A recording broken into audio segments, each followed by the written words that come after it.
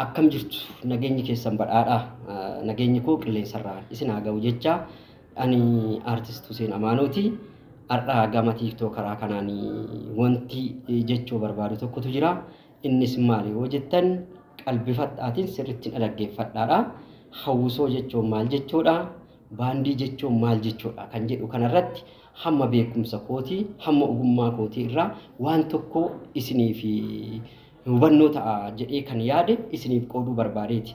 Egaa akkuma beekamu hawwisoo jechuun amaataroota yookiin kinati akka gizee dargii keessa kinati isa jedhamu san manneen barnootaa irratti gumiilee dagaagina aadaa fi aartiidhaan akkasuma dhuunfaadhaan illee gumii dagaagina afaanii aadaa jedhaniin warreen ijaaraman warreen meeshaa muuziqaa yookiin meeshaa aadaallee haa ta'u muuziqaallee haa ta'u meeshaatiin ala warreen taphatan jechuudha.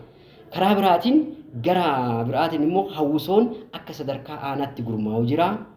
Akka sadarkaa dhuunfaatti gurmaa'u jira.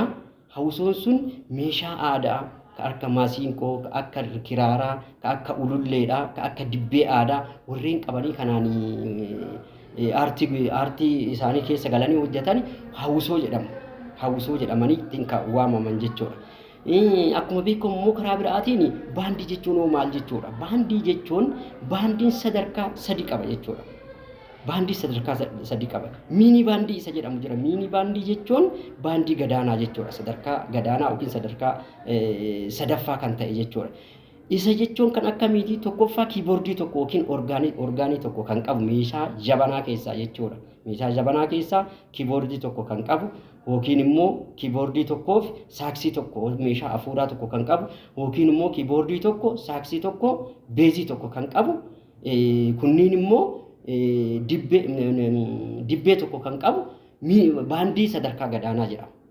Meeshaa sadi jechuudha. Meeshaa sadi dibbee haa ta'u kiiboordii haa ta'u saaksii haa ta'u yookiin immoo kiiboordii haa ta'u dibbee haa ta'u beezii haa ta'u meeshaa sadii gadi lama kan qaban kunniin miini baandii jedhamu baandii gadaanaa jedhamu jechuudha. Baandii giddu galeessa yookiin baandii sadarkaa lammaffaa kan jedhamu immoo baandii tokkoffaa kiiboordii kan qabu lammaffaa meeshaa muuziqaa afur kan qabu jechuudha. Meeshaa muuziqaa afur kan qabu ogeessa afur kan qabu kiiboordii tokko beezii gitaarii tokko liid gitaarii tokko diraamii tokko kanneen kan qaban maal jedhamu baandii giddugaleessaa yookiin baandii sadarkaa lammaffaa jedhanii warra waamamu jechuudha.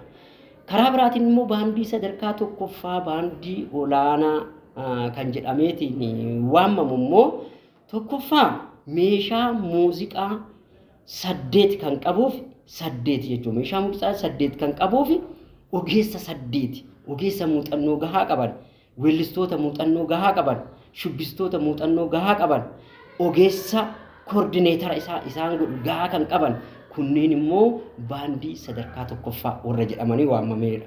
Isaan meeshaa muuziqaa kiiboordii lama yookiin orgaanii lama jechuudha. Orgaanii lama jechuun maaliif barbaachisa? Orgaanii lama asitti tokko koorg qaba tokko immoo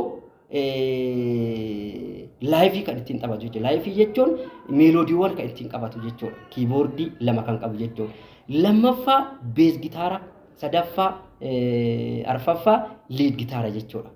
Inni itti aanu immoo meeshaa afuuraati jechuudha. Meeshaa afuuraa 3 kan qabu jechuudha. Meeshaa afuuraa 3 kan qabu jechuudha. Meeshaa afuuraa 3 jechuun saaksifoonii aaltoo saaks kan jedhamu saaksii teenar saaksii kan jedhamu giddugaleessa jechuudha.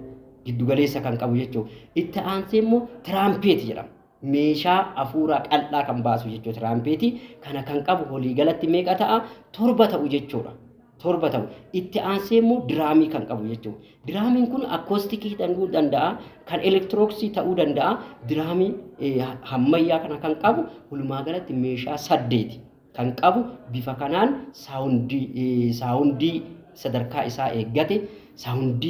isaa eeggate dijitaala kan ta'e saawundii isteejii guddaa kan akka koonsartii gurguddaa waltajjiiwwan uummataa gurguddaa kan akka isteediyoomii gurguddaa irratti meeshaa uf danda'ee guutuu kan qabu jechuudha. Kanaaf walumaa galatti waa'een baandii fi hawwisoo kana qaba.